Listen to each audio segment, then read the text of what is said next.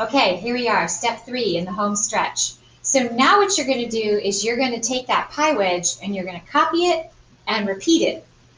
The nice thing is that you're going to copy it as a group. So here's how you do it. So first of all, you want to zoom in so you make sure you're going to be able to grab all the pieces. And what you're doing is you're grabbing the shapes. You're not grabbing, you don't need to worry about the background. The circles that you built in on step 1 are going to stay there. So you're just grabbing the shapes. So go to your pointer tool. This is the trick. Go to the shift key. You have to hold the shift key down before you start clicking. If you don't do that, or if you lift the shift key in the middle of this, you're going to miss some shapes and you're going to want to do it again.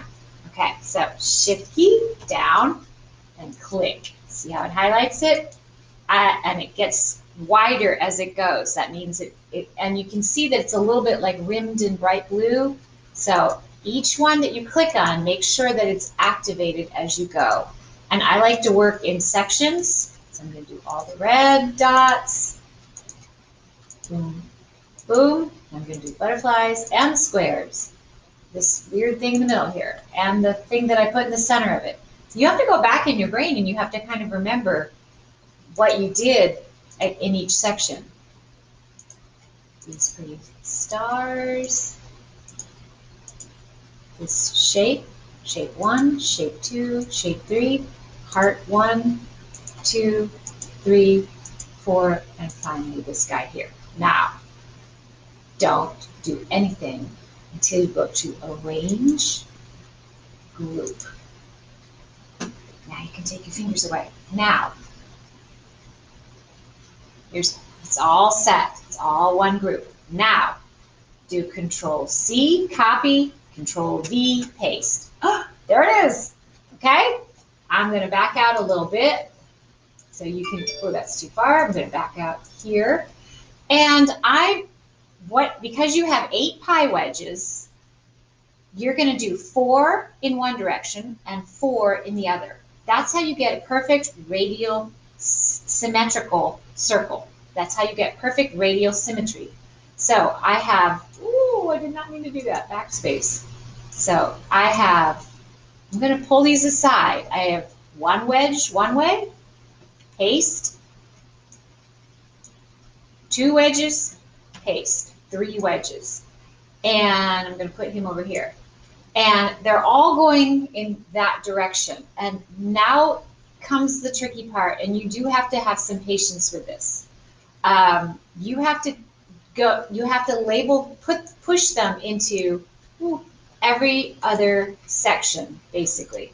So make sure you are grabbing the pointer. Oops, I just went backwards, forwards. So make sure you are grabbing the select tool. You are, what's happening here?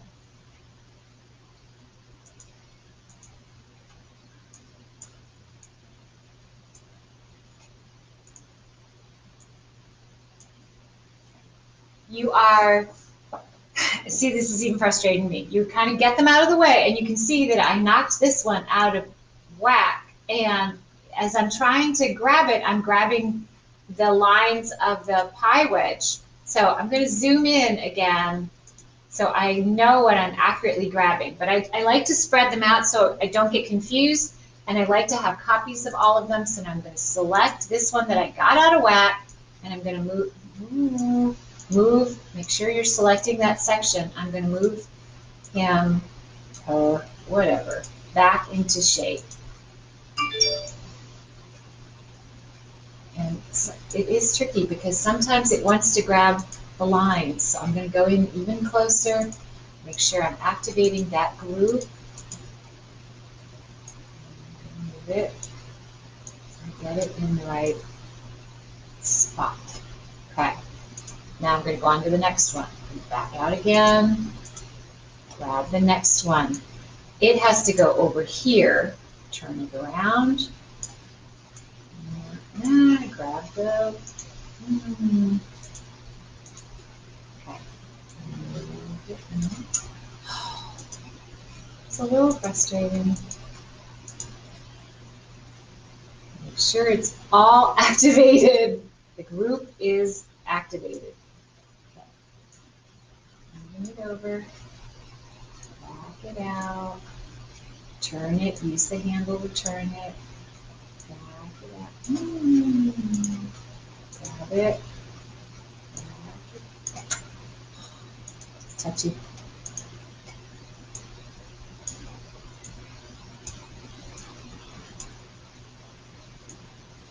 Okay. And then keep going until you've done every other one. All right, I'm going to pause it and I'm going to work on that. Okay, we're back. So I got the 4 wedges put in every other place. Now the next trick is to take that same group and you want to rotate it. So every other one has to be facing every other direction for it to be perfectly symmetrical. So once it's highlighted, you go up to Format Options. Get me out of the way here. And, first we have to make a copy of that again. So let me, oops. Okay, we'll do that one. That one's fine. Copy. Oh, sorry. Move him in position. Now copy, paste. All right. So let me, sure I grabbed it. Okay. So here is the piece that we want to flip. You went up to Format Options, Size and Rotation. Open that up and then go down here to where it says Flip. Ta-da! That's all you have to do. Close that back up. And now you can start placing that into the other positions. So I'm going to copy that one though first. Copy, paste, move that away, and paste, and paste. So I have 4 now that are flipped into the correct location to start zooming them in. So let me, so I like to grab them and kind of get them over and drive them kind of into the best position I can guess before fine-tuning and bringing them in for a landing, so to speak. Bring that one over here. Turn it. It's like, I don't know, I think Star Wars, it's like docking a spaceship. Come on over here, let's try to turn it a little more. So you've got 4 spaceships you have to dock, basically. Okay, and then you. So it takes some patience. If you get frustrated, remember, it saves everything. So just walk away, take a break. All right, I'm going to pause it here again, and I'm going to work on landing these. Okay, everything has landed. So the last thing I want to show you is maybe how to adjust the background. So if you can right-click, you can do right-click, select a background for it. That doesn't look too bad. Let me go back. If you cannot right-click, then you're going to do Insert, probably, a shape, black shape maybe. Cover the whole thing up. You know how to do this because you're just going to arrange it by make it black and sending it to the back. Boom. Same way. Okay, so whether you can right click on it or not, you get the same effect. Play around with the background. It's funny when you put the black in there, I can see, that I haven't lined it up perfectly, but that's okay. I'm still really pleased with it.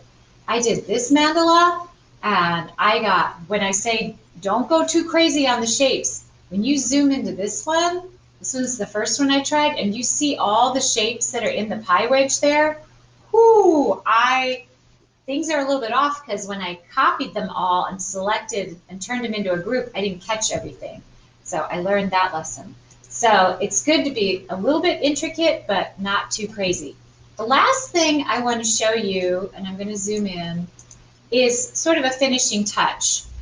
So the first thing you want to do is get rid of these lines. So select them and delete them.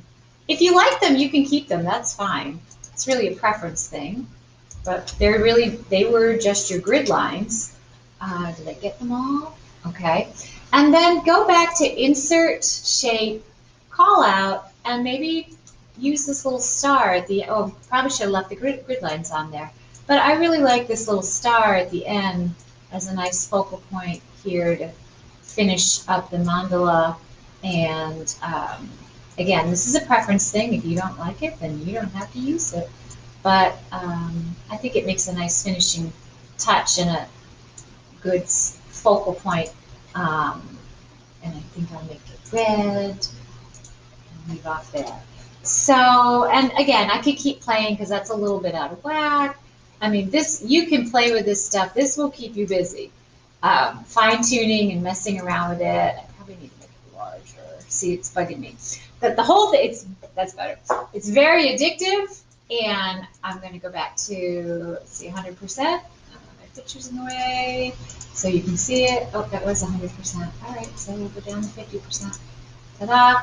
And, oh, okay. And the nice thing is also that it prints up pretty well. So these should make some really good colorful pieces for our room and perhaps to send off to a show. I don't know. So I hope you've enjoyed designing a Google mandala.